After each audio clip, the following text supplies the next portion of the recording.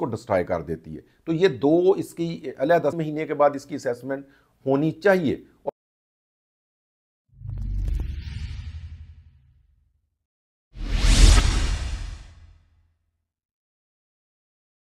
आज हम बात करेंगे कि इंतहाई अहम टॉपिक पे सोराइसिस के बारे में, जिसको अक्सर मिस डायग्नोज किया जाता है चंबल के तौर पे।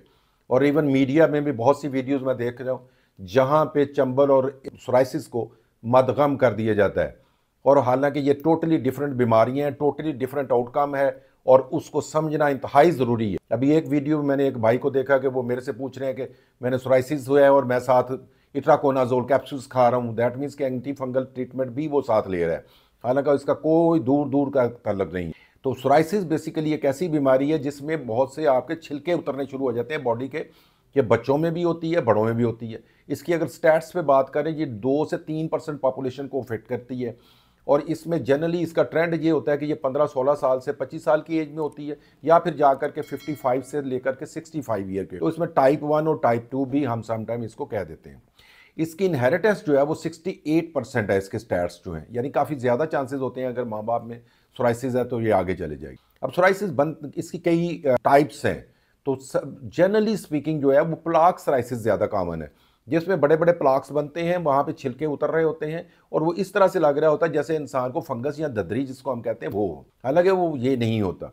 इस पे फ़र्क ये है चंबल के साथ और ददरी के साथ कि इसके ऊपर खारिश बहुत ज़्यादा नहीं हो रही होती और उसमें छिलका बेतहाशा उतरता है। पेशेंट आपके पास आके बैठता है, टेबल पे हाथ रखता है तो वो टेबल पे छिलके गिरे होते हैं।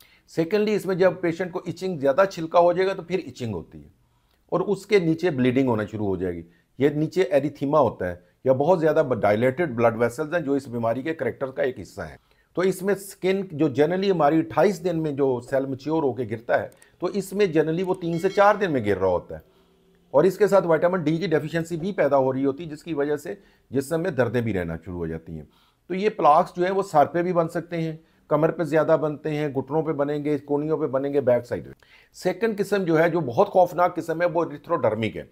उसमें 90% से ज़्यादा बॉडी जो है उसके सारी सुर्खी आ जाती है, एरिथीमा हो जाता है और उसके ऊपर इचिंग समटाइम होती है और उसमें पस बनती है। और ये पस जो है वो ब्लड में जा करके सेप्सिस और किडनी फेलियर का बायस बनती है।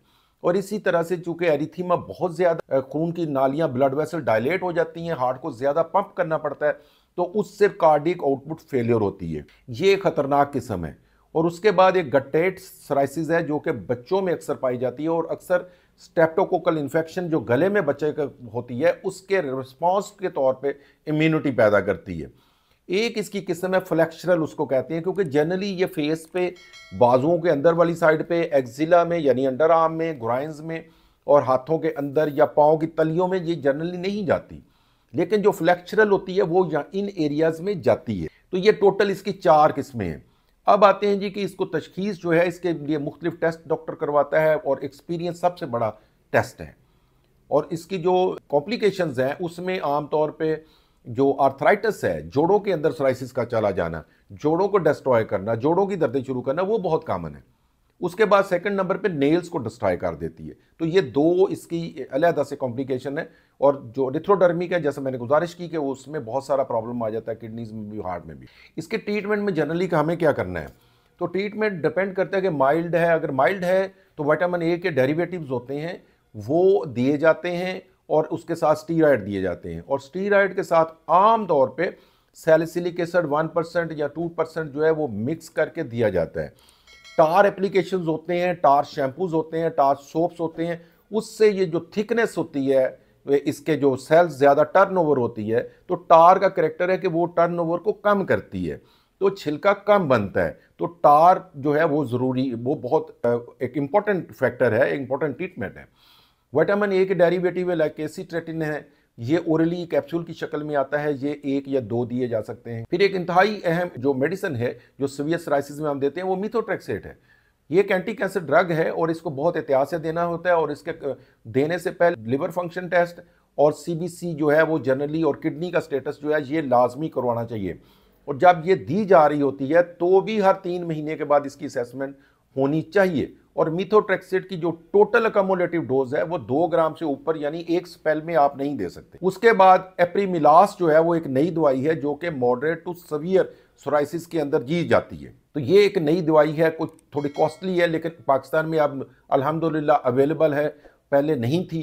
तो ये बहुत सी कंपनीज जो है इसको रिड्यूस प्राइसेस के ऊपर रीजनेबल प्राइसेस पे सप्लाई कर रही है। ये भी एक इम्यूनोमॉड्यूलेटेड ड्रग है और इसके अच्छा रिजल्ट है। तो अब आते हैं जी ठीक, ये ठीक तो ये कि समटाइम हो जाएगी, लेकिन प्रोग्नोसिस इसकी ये होती है कि कुछ देर ये बीमारी ये सनब हो जाती है, चले जाती है, दब जाती है जिसको हम पंजाबी में कहते हैं, और उसके बाद दोबारा इसके चांसेस होते हैं कि हो सकती है। यानी ये लाइफ टाइम जाने वाला जो है मामला वो नहीं है। इसमें पेशेंट को ट्रीटमेंट इसलिए करवाना पड़ता है कि उसकी क्वालिटी ऑफ लाइफ जो है वो बेहतर हो जाए।